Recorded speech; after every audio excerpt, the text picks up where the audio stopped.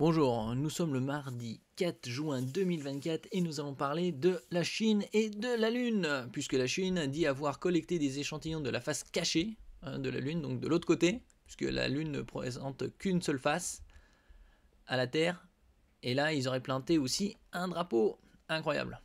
Bientôt une colonie sur la Lune, comme dans Cosmos 1999. La Chine dit avoir collecté des échantillons de la face cachée de la Lune, une première mondiale. Le module d'ascension de la sonde Chang'e 6, décollé avec succès de la surface lunaire, mardi en emportant des échantillons de la face cachée du satellite naturel de la Terre, a rapporté un média d'État. N'oubliez pas de vous abonner pour plus de news nationales, européennes, internationales sur ce monde merveilleux dans lequel nous vivons. Il s'agit d'un exploit sans précédent dans l'histoire de l'exploration humaine de la Lune. S'est réjoui mardi 4 juin l'administration spatiale chinoise CNSA. Le module d'ascension de la sonde Chang'e 6 a décollé à la surface lunaire mardi matin en emportant des échantillons recueillis sur la surface cachée de la Lune, a fait savoir l'agence officielle Chine Nouvelle, citant l'administration spatiale qui précise que la mission a résisté à l'épreuve des températures élevées sur la surface cachée de la Lune. Température élevée, non, températurement très basse, hein, puisque les températures sur la Lune sont d'environ, sur la face qui fait sous le soleil, il y a plus de 150 degrés Celsius, tandis que la face cachée c'est entre moins 150 et moins 200 degrés Celsius, puisqu'elle fait face au vide spatial.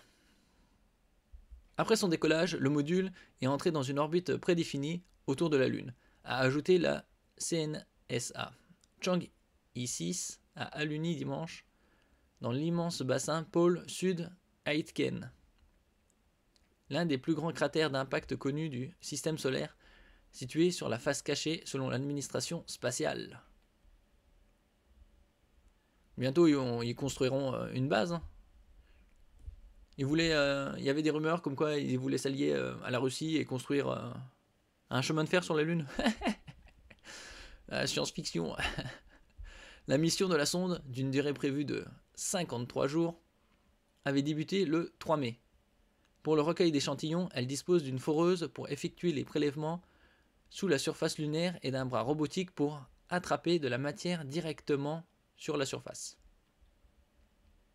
Un drapeau chinois déployé sur la face cachée. Ouais, comme les Américains, ils avaient déployé aussi un drapeau il y a plus de 50 ans. Là, c'est la Chine. Après avoir réussi à recueillir des échantillons, un drapeau national chinois emporté par l'atterrisseur a été déployé pour la première fois sur la surface cachée de la Lune, a rapporté Chine Nouvelle. Les scientifiques estiment que la face cachée de la Lune, une région rarement explorée, appelée ainsi parce qu'elle est invisible de la Terre, et non parce qu'elle ne capte jamais les rayons du soleil, est prometteuse pour la recherche, car ces cratères sont moins recouverts par d'anciennes coulées de lave que ceux de la face visible.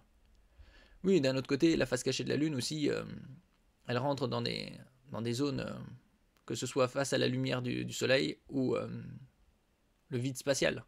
Et donc la différence 150, plus 150 et moins 150, c'est 300 degrés de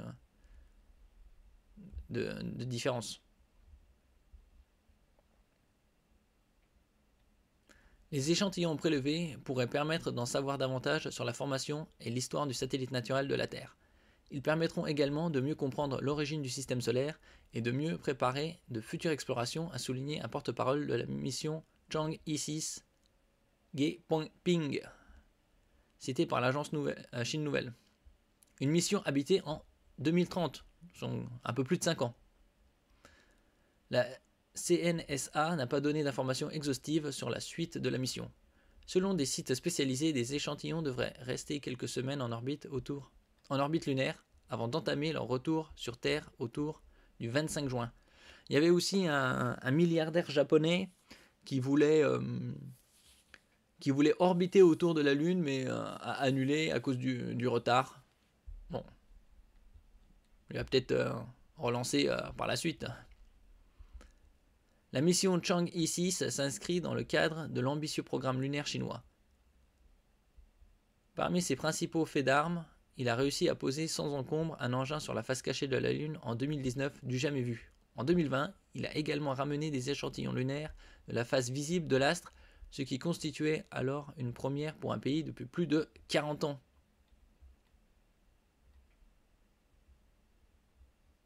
Pékin espère par ailleurs lancer sa première mission habitée vers la Lune d'ici à 2030 et prévoit également de construire une base lunaire.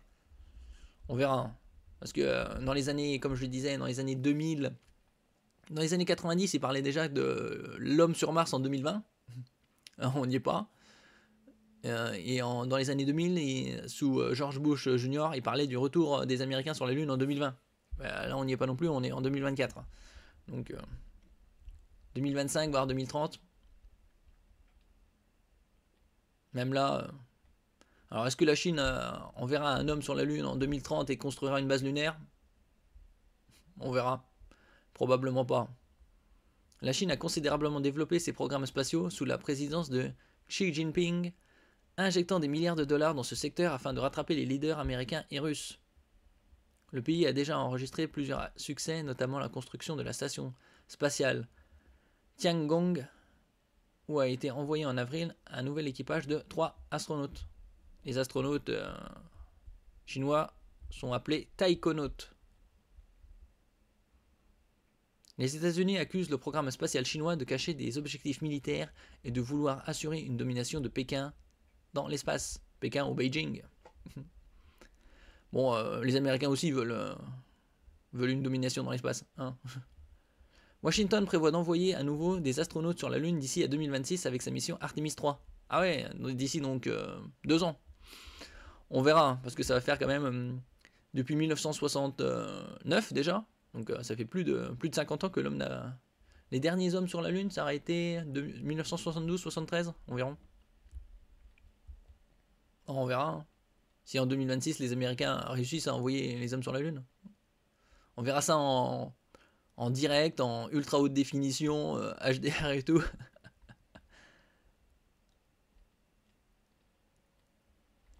Merci pour votre écoute. N'oubliez pas de mettre un j'aime, un commentaire, de partager et de vous abonner à la chaîne. À la prochaine fois.